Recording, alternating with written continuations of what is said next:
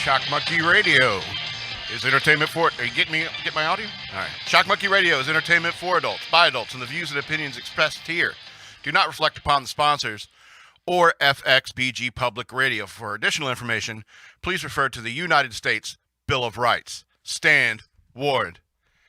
What the heck, EK? This is why I got to do that file maintenance. Okay. There's Holy something wrong. cow. Wow. So I just got to check to see. I want to check the live feed to see how horrible that looked.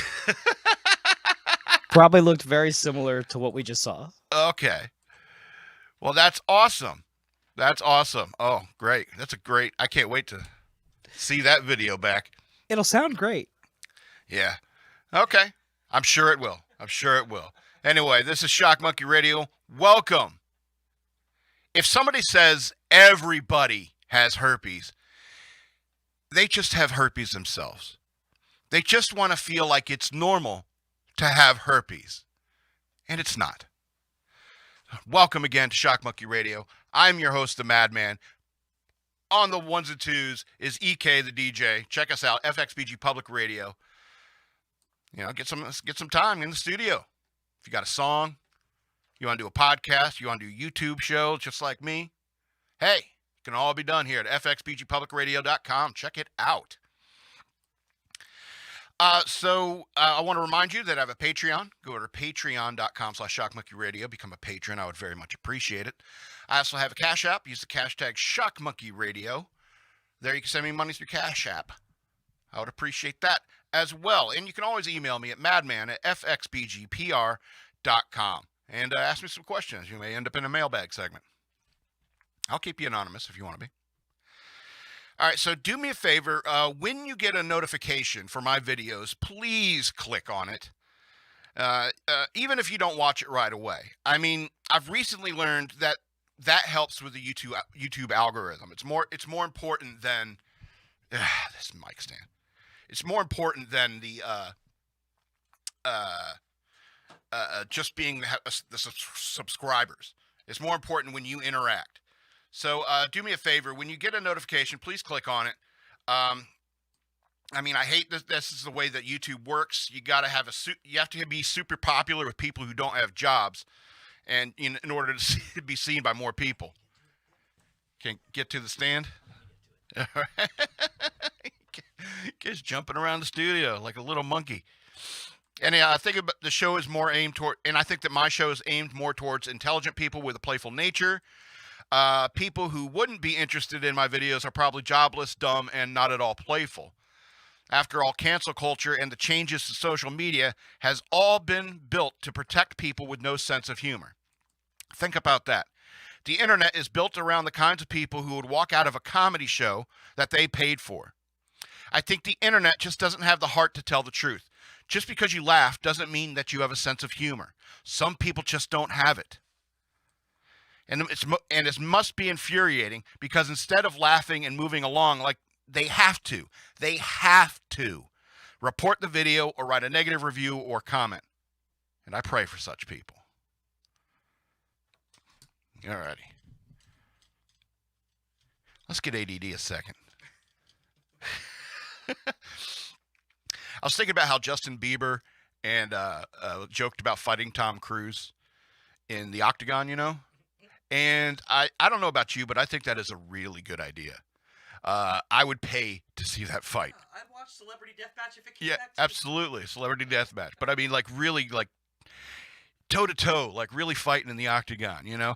And so, I mean, I wish that there was a way that we, the people, could vote to get any two public figures to fight. And if you, like, enter the public eye, you have to you automatically get into this voting pool. You know, part of being a celebrity. It's part of being Instagram famous means somebody can, we can vote you to fight somebody. And so just think about the matchups we could have. Vladimir Putin versus Donald Trump. I mean, the smart money's on Putin, obviously. He's Russian. He's gonna fight dirty. But I think Trump would get his licks in. But the smart money's on Putin. Thank you, sir. What else? Nancy Pelosi versus Hillary Clinton. Nancy's taller. EK the DJ, ladies and gentlemen. Doing it all. Nancy Pelosi versus Hillary Clinton. What do you think? She's got reach, but she's also frail. Yeah. Hillary They're gets both one frail. good punch in. Yeah. She's breaking something. Yeah. I think you're right. I don't know where I'd put my money on that. How about Demi Lovato versus Billie Eilish? Billie Eilish. Easy. Billie Eilish, yeah. She stab her. Yeah, I know. Michael Rooker versus Charles Dance. Rooker. Rooker, yeah. Tim Pool versus Andy No. Andy, no. And I hope Andy No. I would love to see Andy No kick the crap out of Tim Pool. Steven Crowder versus Joe Rogan. The money's on Joe Rogan. Yeah, he's trained. I think he trains more intensely than Yeah. Steven Crowder does. And Steven Crowder recently had surgery too. So, that probably wouldn't be a good matchup. Ben Shapiro versus Ethan Klein. I'd love to see Ben's Ben not whoop fighting his ass. anyone. I know. It's a shame. Yeah, he's not Well, fighting you can't be anyone. famous anymore. Back to entertainment law with you. So, You can write for your wife's blog. there you go. Logan Paul versus RuPaul. RuPaul. Because that's Super tall, long reach. I know RuPaul. My smart money's on RuPaul. Easy. But and even it's a fair with fight. Logan Paul's training dudes. and fighting and all that, like, you got to understand, RuPaul grew up in the 80s. Yes. When Yes. Being a that transvestite in the 80s. Yes. and very capable of defending herself. Yes. Anyway, so I was watching the credits in the movie the other day, and I was thinking about, these accountants that I'm seeing in the credits of this movie, and these administrators that are in the credits of this movie, get more credit than any other accountants and administrators anywhere else in the world. And I think that there's something wrong about that, because administrators and accountants shouldn't be important at all. That's just a random thought. Question for you ladies, you mothers out there in specific. Leading up to the birth, do you do any womanscaping down there? I mean, women generally fret about every single hair on their body, so I imagine they don't want nurses and doctors making jokes about your unkempt bush. I mean, why add to the humiliation you will be experiencing on the day of birth? I mean, plus you don't want your son or daughter emerging from the jungle into this world. I mean, am I wrong? Do women ever talk about this? Do they do this? I just never had the guts to ask a mother this question. Somewhat uncouth, I suppose. Just a couple random ADD thoughts.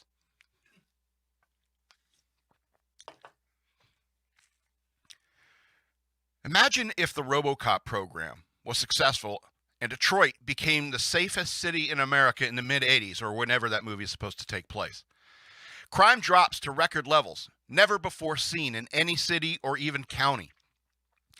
Business and commerce return in force to the Detroit metropolitan area, making every city and township interested in Omnicorp's Robocop program.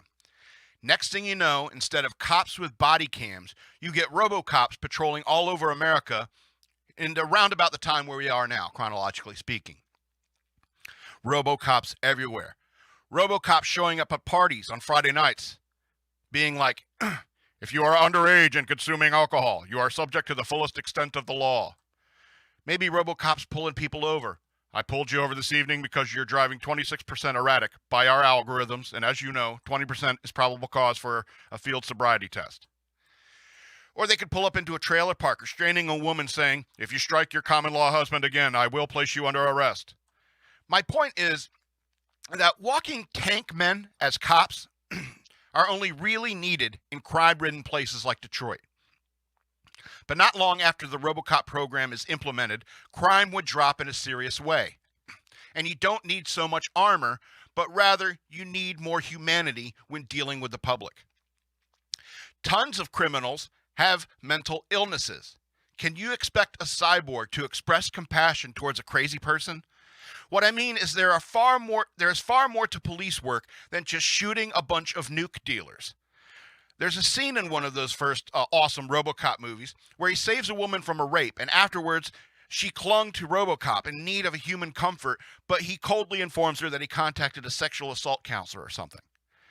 Can you imagine Robocops escorting veteran bikers and funerals? Would Robocops join the Fraternal Order of Police or fly thin blue line flags? Would the human cops who got fired protest against Omnicorp? I just think it's a good thing that the Robocop program didn't go so smoothly, because you don't need a bulletproof cyborg cop for a noise complaint or illegal window tint.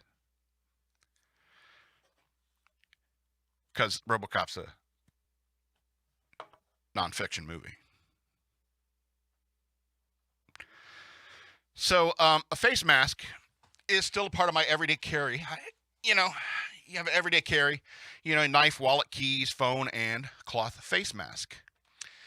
Now, don't get me wrong. I haven't used it in months, and I've never washed it intentionally. All right, I would leave it in my pants, and boom, I consider that washed enough. All right. And the reason I carry it is that I have no intention of wearing it.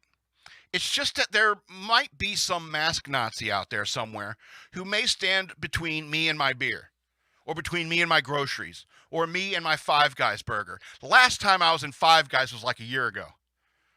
Don't clip that out of context.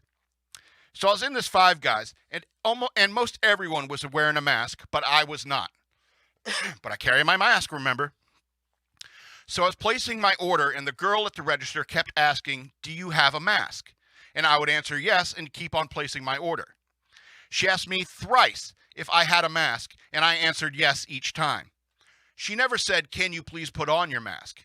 Probably because she was a fairly smart young lady who understands that Americans like myself and herself don't like being told what to do. Perhaps she realized that she was the only one making any kind of fuss about my lack of mask and didn't feel the need to press the issue further. And that's how I wiggled out of that little situation. She wasn't about to turn away a paying customer just because of the mask issue.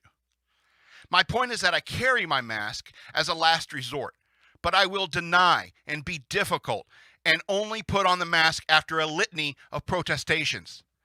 I went into my bank once. Yes, some people go inside banks sometimes. A tiny lady, seriously like 4'11", came up to me and told me I needed to wear a mask if I wanted service. I protested by saying I am too young to be concerned about invisible viruses. I wasn't at risk. I wasn't sick. Why do I have to wear a mask? And she said I have to wear a mask or leave. So I put on the mask while baaing like a sheep. That's why I carry it. Some tiny tyrant out there might stand between me and my money, or between me and my beer, or between me and my burger. Being that I'm a guy who rarely wears the mask and makes quite a stink about being forced to wear one, I've run into many people who have something awful to say to me for not wearing a mask. I went to public school in the 80s, so name calling doesn't bother me. But I have noticed certain demographic trends about the tiny tyrants who feel the need to comment on my mask status. A large majority are white, Caucasian people. A large majority are women. In fact, I think only one male had anything to say to me about it. 100% of them are shorter than me at 5'11". They say 5'11" is average for males, but it's large enough to make these tiny tyrants want to topple the big guy. Hitler was 5'9". Napoleon was 5'6". Now, I'm not saying short people are bad. I would hope not. Okay. I'm not saying short people are bad. I'm just saying that if short people get any kind of power, they tend to bring a little grudge with them. Some people want to think that people like Hitler or Napoleon are rarities of the human condition. If this mask nonsense has taught me anything, it's that there are tiny tyrants everywhere willing to exploit this pandemic for every ounce of power that they can. Dr. Fauci is 5'7". I'm just saying. I'm only talking. And my question is, when will my mask stop being a part of my everyday carry?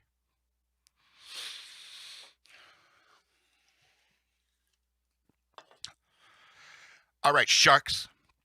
Let's say we meet in the park at 11 p.m. No blades, no chains, no brass knuckles. We'll have ourselves a rumble. Man, I wish gangs would actually do that. I'm all about mutual combat, as long as there's no weapons involved. But the greasers will always have at least one guy with a blade, and you can bet your poodle skirt that one of those socios has a baseball bat in his car. I don't know if gang warfare was ever honorable, but kids these days growing up the streets of cities like Chicago are shooting each other before they are getting a driver's license. I don't suppose you could ever stop gangs, but I wish they would do something other than shooting at each other. Oh, I know you liberals out there think removing the guns can stop it, but no. Obeying laws has never been gangs' strong suit. Excuse me. Think about Craig's dad in Friday. He didn't want his kids growing up in a neighborhood where you'd need a gun to cross the street. Put down the gun and put up your fists. Now you're a man. Willing to take a beating and survive, not to mention the prospect of getting a few licks in of your own. That's much better than recklessly slinging lead around your neighborhood and bleeding to death because the ambulance driver is too scared to drive in your neighborhood. It's not heroic to pick up a gun. A hero puts down a gun. I wish gangs would do more singing and dancing. I wish gangs would kick out members simply because they have too many tenors as it is. Hey, dog, Corn Pop can't jete for shit. We got to kick him out of the Crips. Hell yeah, I'm all about a West Side Story-style gang warfare. I think gangs should be perfectly legal if they had West Side Story requirements for membership.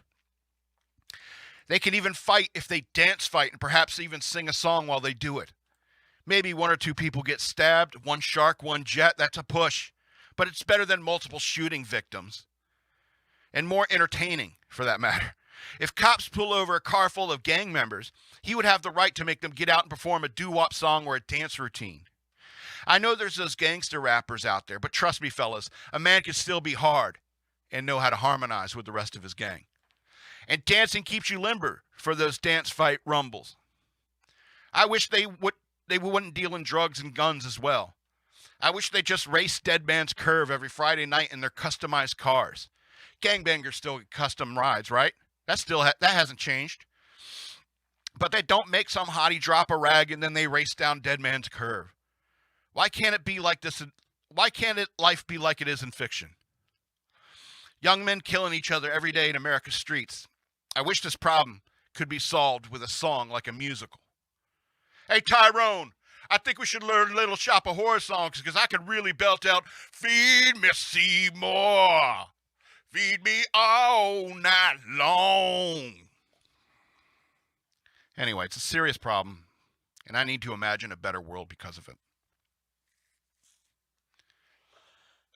All right, let's get into the news worth knowing. Yeah, might be a short one today. Got a little emotional during that last bit.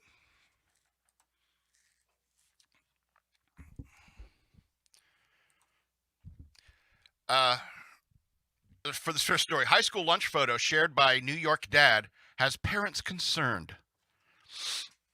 One Facebook user commented that the serving looked like toddler portions, while another one who works at the school said the portions are regulated.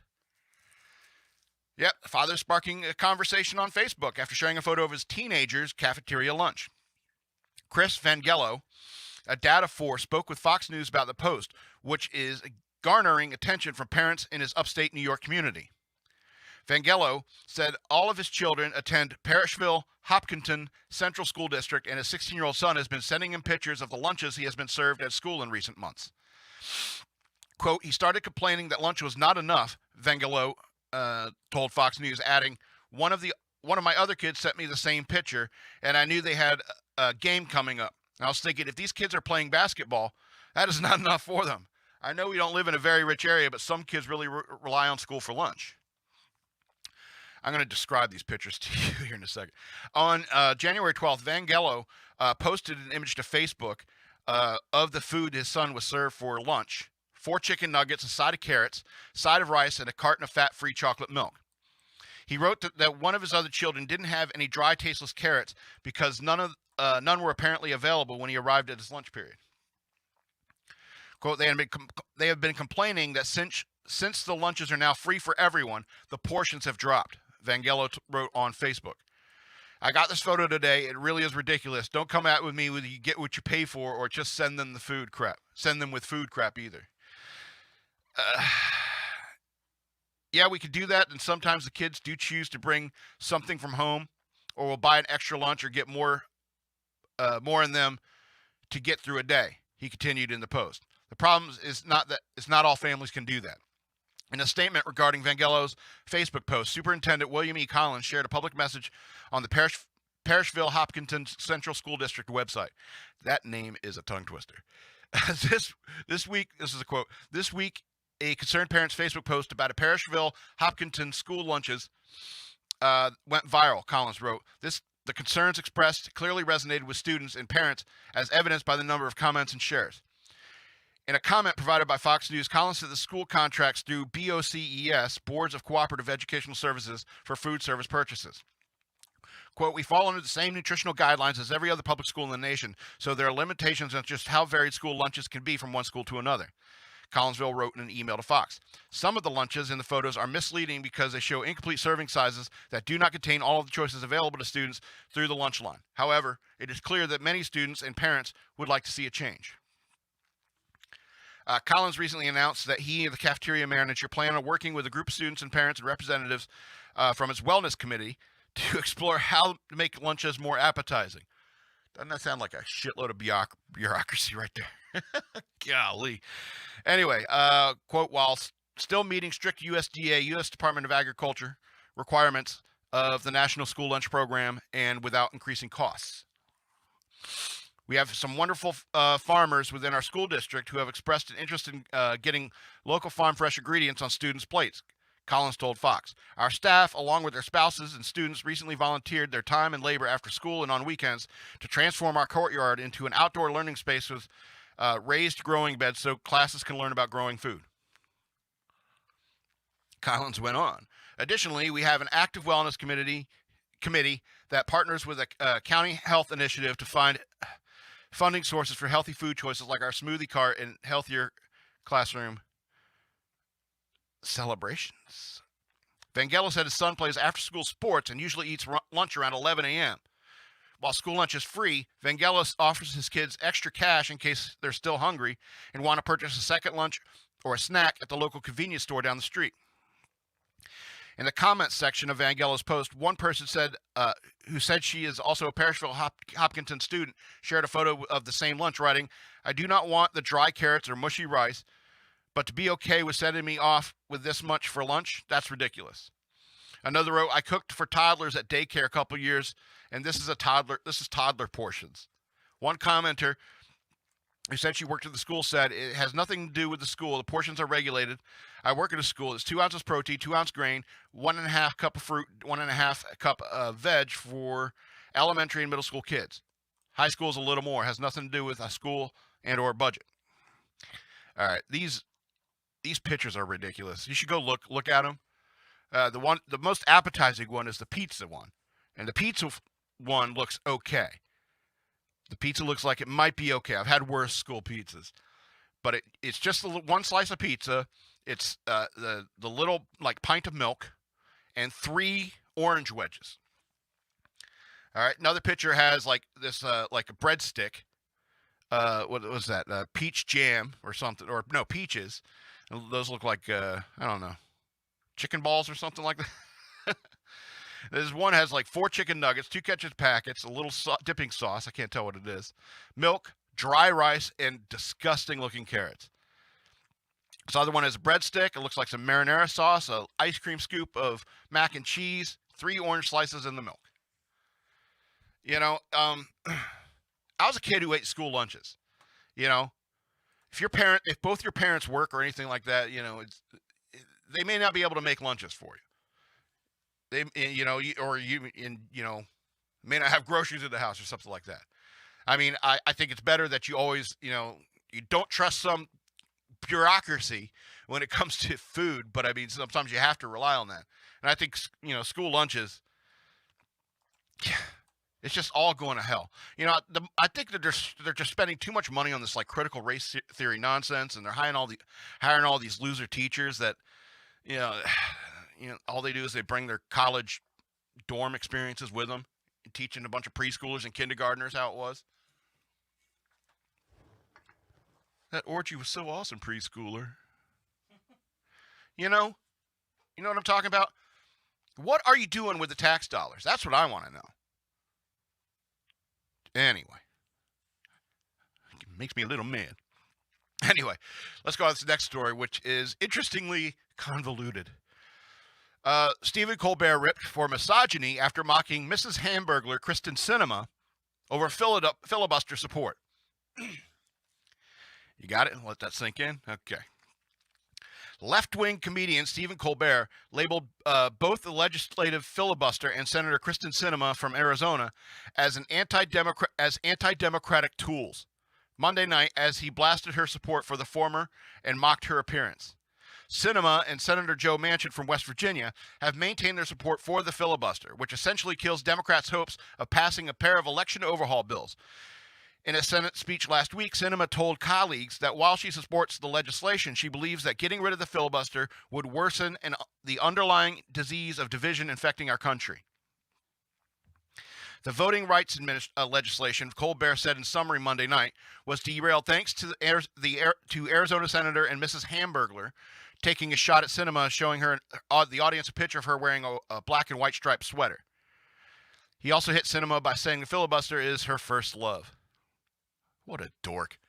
And Colbert has also disagreed with Sinema's argument, saying that 50 Republican senators filibustering the election bills represent millions of fewer Americans than the senators who support it. Quote, stop acting like the filibuster is anything other than an anti-democratic tool, which is also a pretty good description of Kristen Sinema, he added. Colbert's critics described his idea of humor as nothing more than pure partisan politics and hit him for making misogynistic comments about Sinema. Others suggested Colbert's comments are protected since he is not a conservative. Hold on a second. Misogynistic. I don't understand. Anyway, because a Hamburgler is a guy? I thought gender didn't mean anything to you people. Anyway, every time it's good to insult a woman's appearance. There it is. And when it has nothing to do with the subject at hand, as long as you're not, quote, behaving. You see, feminism, CNN contributor. Feminism, CNN contributor Mary Catherine Ham tweeted. Sorry. Quote, the misogyny of the radical left has been in full display the last few days, CNN Scott Jennings said. Several progressive Democrats and media pundits have come after Sinema and Manchin for their opposition to striking down the filibuster, with some taking a page out of Colbert's book and deciding to go after her appearance and attitude as well. The View's Whoopi Goldberg poked fun at Sinema's voice last month, using a Valley Girl accent to mock the senator's opposition to President Biden's Build Back Better plan, with her insistence that she's not switching parties. Quote, so this has been so has she just been misunderstood, or is she trying to, like, I don't know, join into the victory lap? Goldberg said mockingly. Other liberal media outlets defended protesters who followed Sinema into a bathroom at Arizona State University last year.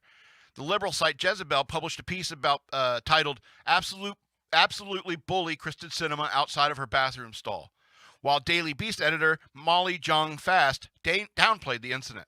Quote, Bathroom Gate is a dumb fake scandal, and conservatives pretending to care about Kristen Sinema is kind of hilarious, she tweeted. Colbert continued to hammer the filibuster, along with his guest Senator Elizabeth Warren from Massachusetts later in the show, the most awkward woman I've ever seen in my entire life. I saw this clip. She is weird. Anyway, later in the show with Senator Warren, suggesting that the Senate be eliminated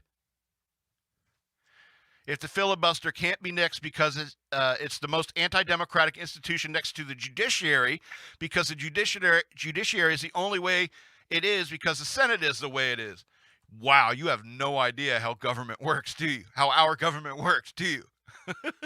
The problem is opposite. We don't need to get rid of the Senate. We need to get rid of the House of Representatives. Okay? Ooh, editorial right in the middle there. I'm sorry. So no one would drop a single tear. I don't understand what possible positive purpose the United States Senate provides right now. He basically told a senator to their face, I don't think we need you.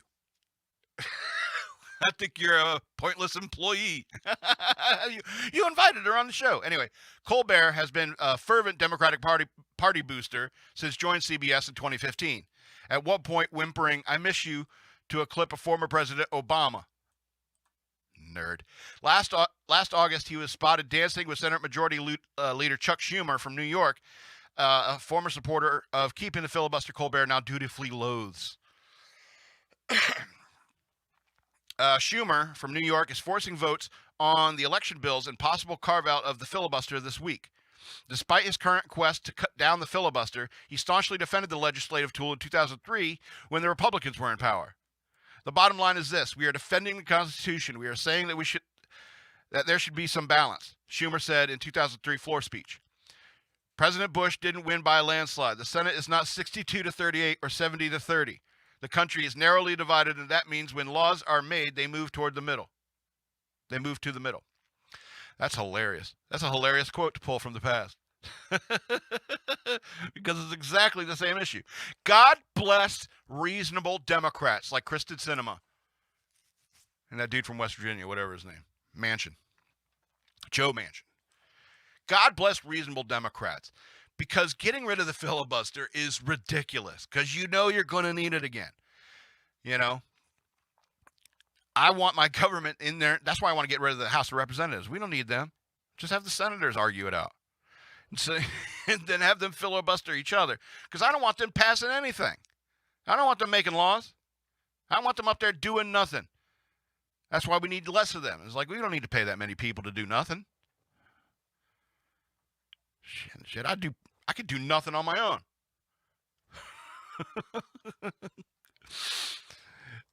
Anyway, let's go on to this next story. I'm probably sure you've heard about this. Texas synagogue hostage suspect timeline. Malik Faisal Akram's criminal record and when he entered the U.S. All right. U.S. and U.K. authorities have been slow to confirm details of the timeline of when British suspect accused of taking Jewish worshippers hostage at a Texas synagogue entered the country undetected. The nearly 11-hour standoff at Congregation Beth Israel in Colleyville, Texas, about 15 miles northeast of Fort Worth, ended Saturday night with a 44-year-old gunman, Malik Faisal Akram, dead and all hostages safe. Reports indicate Akram had been staying at a homeless shelters in the Dallas area the day before after coming. What in the world?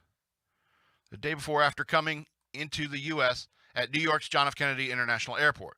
Akram's criminal background, which reportedly dates back at least 2 decades and includes a recent prison stint following a 2012 conviction on theft and harassment charges, has critics wondering how the man from Blackburn, England, didn't trip any security safeguards when entering the U.S.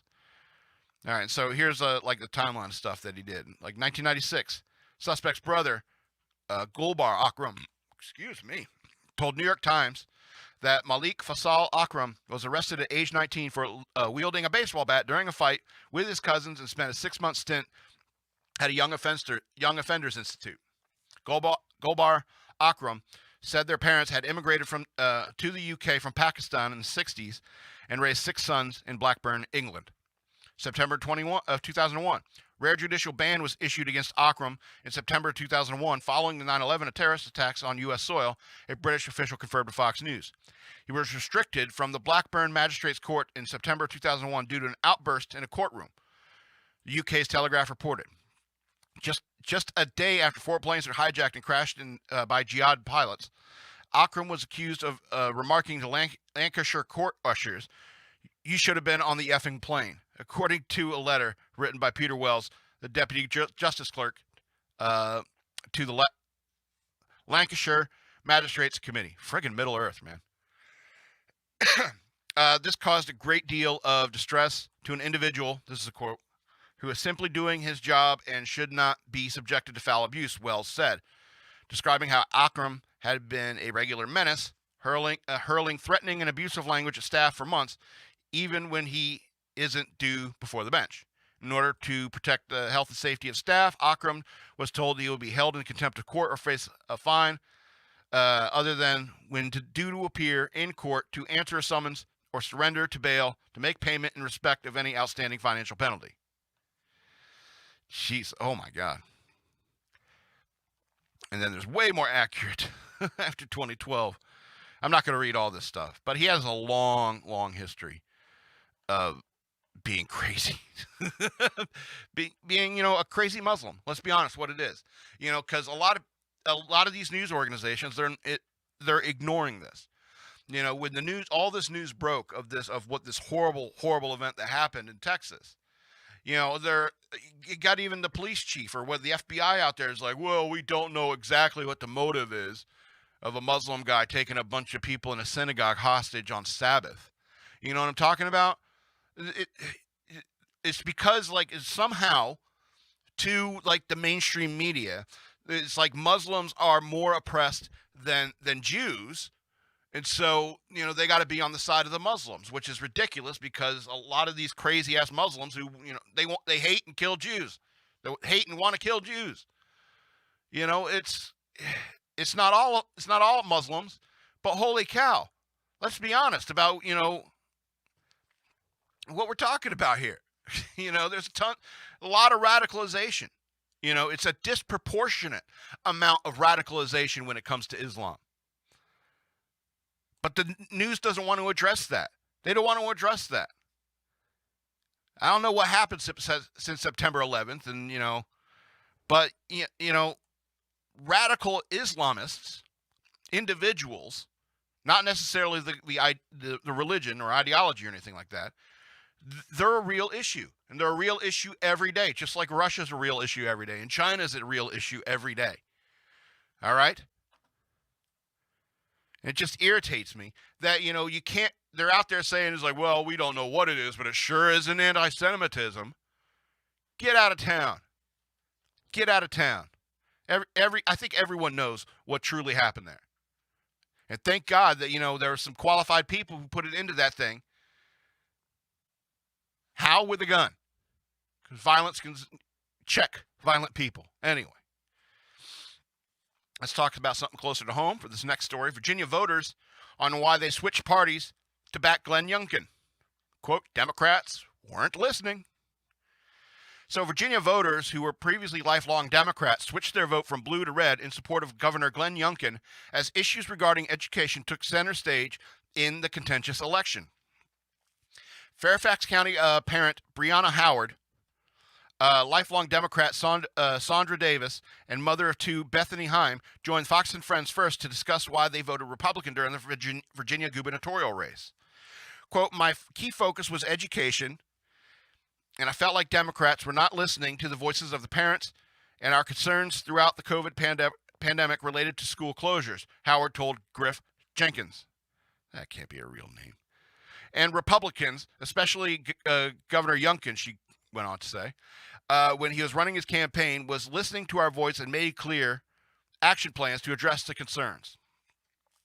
Davis echoed Howard's sentiment, explaining how making children a priority was one of her main focuses when casting her ballot last fall. Spelling error. I would like nothing more to still be a Democrat, Davis stated. Locally, my own on the Democratic committee actually refused admittance to me recently because of my support for Glenn Youngkin. Wow. But putting children first, so I basically have no political home. Wow. They wouldn't let you even go to the meeting because she's supported with Glenn Youngkin. Wow. Heim also stressed the importance of quality education and reopening schools for in-person learning.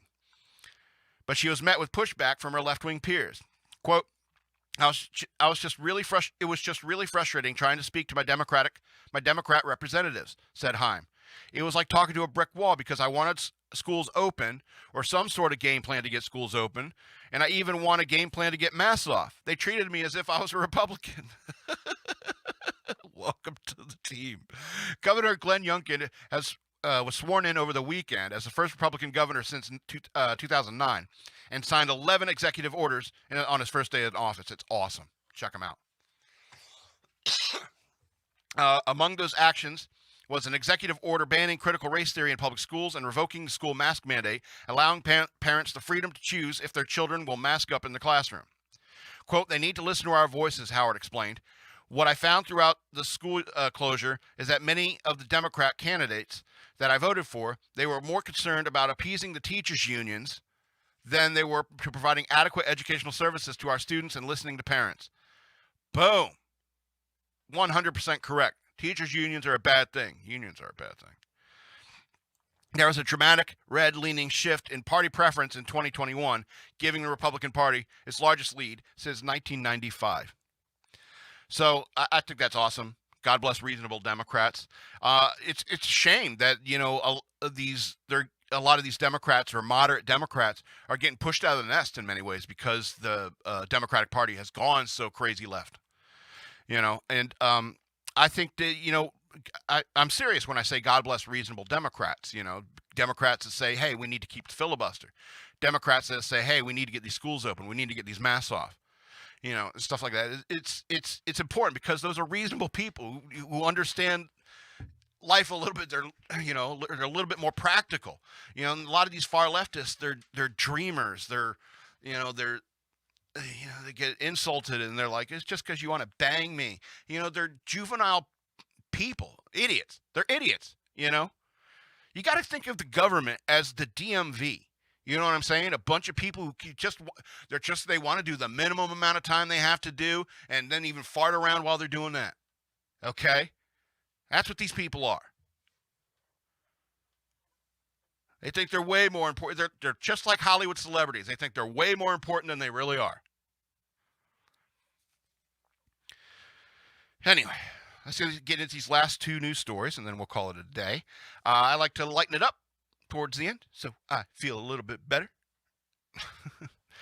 So, Florida jogger used martial arts to fight off an attacker who wanted his body for fantasies. That's quite disturbing. That's why you learn martial arts, kids. All right. Florida man, is charged with attempted murder after deputies say he came up with a plan to kill a jogger and keep his body in a closet, quote, to fulfill his sexual fantasies. Logan Smith, 18, of Cocoa, allegedly attacked the jogger Monday, but his plans were thwarted when the victim overpowered him using martial arts. Smith was reportedly detained until deputies arrived at the scene. Good for you. According to an arrest report obtained by Fox 35 Orlando. Investigators said Smith had a rubber mallet, an aerosol can of Axe body spray, a belt from a robe, and a sheet laid out in the driveway of his residence to assist in his plot. Oh, so he was really crazy. He was really crazy. The defendant walked directly across the street where he hid behind the light pole. He placed the mallet and the Axe aerosol on the ground next to him, and he waited for the victim to come running down the street as he did regularly to exercise. The arrest affidavit states. Oh my God. Smith then allegedly tossed the robe belt over the victim's head until it was around the front of the victim's neck. The victim immediately realized what was happening and used his martial arts training to turn the tables on his attacker. Deputies say, I like that phrase, he used his martial arts training to turn the tables on his attacker. That's alliteration. Deputies say Smith admitted that he was watching the victim's routine for about 6 weeks. And this is what you came up with at 6 and made the decision to kill him after watching a movie that showed violent murderous acts. Okay. Smith reportedly detailed he was going to kill the victim by strangulation before dragging his body into his home on the bedsheet. He said the mallet was meant to strike the victim, and the aerosol would be sprayed into the victim's eyes, disabling his vision. Oh, this guy's a tactical genius. Quote, he further planned to place the victim's body into his closet, where the defendant stated that no one would know, and the defendant would have the victim's body all to himself. The defendant stated that he also planned to play with the victim and fulfill his sexual fantasies, the arrest report said. The victim told deputies he runs about 4 times a week and has never met, seen, or spoken to Smith. Smith is being held without bond at Brevard County Jail, according to online booking records. He is scheduled to appear in court on February 10th. Oh, man. Holy cow. Who's that from Always Sunny? The McPoyles? We'll kill you and play with your bodies, especially Dennis. That's intimidating as hell. That's scary as hell. You know? That's why you learn martial arts, kids. And this guy sounds like he was like planning for 6 weeks and he came up with Axe body spray and a rubber mallet. Seriously? That's how you're going to get a bathrobe belt? That's how you're going to catch a jogger?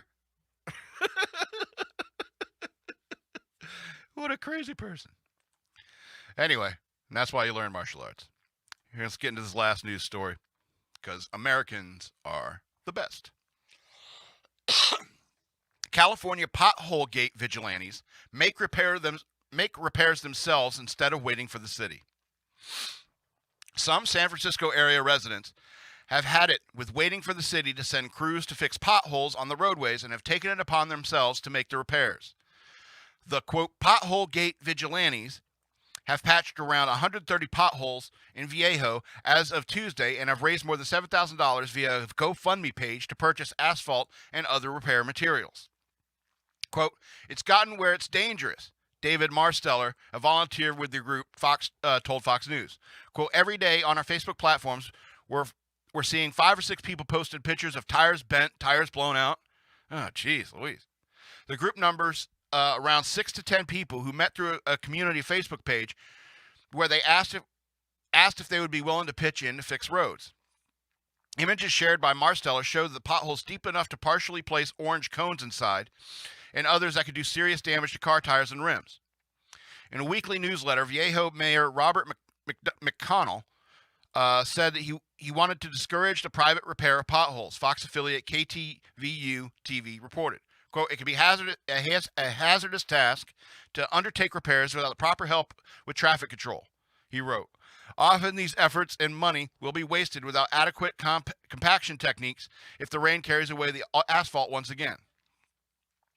During one job, Marsteller said group members were given a legal order to stop working by a city employee. However, he said as long as people keep donating, they will continue to make pothole repairs. The reason for their success, he said, is that they aren't bound by the time-consuming and costly regulations and legalities placed upon municipalities. Very concise. They have sent out, quote, they have sent out an engineer. They have to send out an engineer, someone to analyze, and then they have to do forensics, or we could just get it done, he said. We're free to do it, and this is something that can easily be done. The group's next endeavor is to tackle trash on the streets and the removal of abandoned vehicles. Americans are the best. All right? Because let's face it, you know, the reason why those potholes aren't getting filled, considering how much you are taxed in that area, in California, and like, where's that money going if your streets are getting torn up to that degree? That's my point. And, you know, because those people getting together to, you know, get donations, that's just like how taxes are supposed to work. This is the tax money. We're like, we're going to take this tax money, spend it responsibly without getting a whole bunch of, you know, college-educated eco-nerds out there to say if it's good or not. You know, get the right mix of asphalt or whatever. No, you just go down, you get some, you know, Sac Creek Quick Concrete. You pour it in. You do it. You friggin' do it. And that's the point. And that's what they were saying, is that, you know, it takes so long to get these things done because it's got to go through all the slow-ass bureaucracy. When I could just go out there and put a little bit of Sacrete in there, and be done with it. Holy cow. And I think that shows the failure of, like, governments and, you know, why, you know, how corrupt and awful government is. Anyway. So I want to remind you again to go over to patreon.com/shockmonkeyradio. Become a patron. I would appreciate it very much. Also, I have a Cash App. Use the hashtag shockmonkeyradio. You can send me money through Cash App that way. I would appreciate it very much. I have books available on Amazon.com. Look for the author Scott L. Robbins with 2 T's and 2 B's on Amazon. I got books on there for digital download. I got the 3 Exit 13 books. Read the description of them so you make sure you read them in order. But those are like 99 cents each. And then I got, you know, the Bunny Years, a memoir for under $5. And I got The Ravings of a Madman, which is basically a bunch of writings that I've done for this show. And that's also about $5. Amazon.com for digital download. Buy my books. I would appreciate it very much. Patreon.com/shockmonkeyradio or hashtag shockmonkeyradio. I would appreciate that as well. This is going to be the end of our show. This has been Shock Monkey Radio. I am the Madman, and I love you.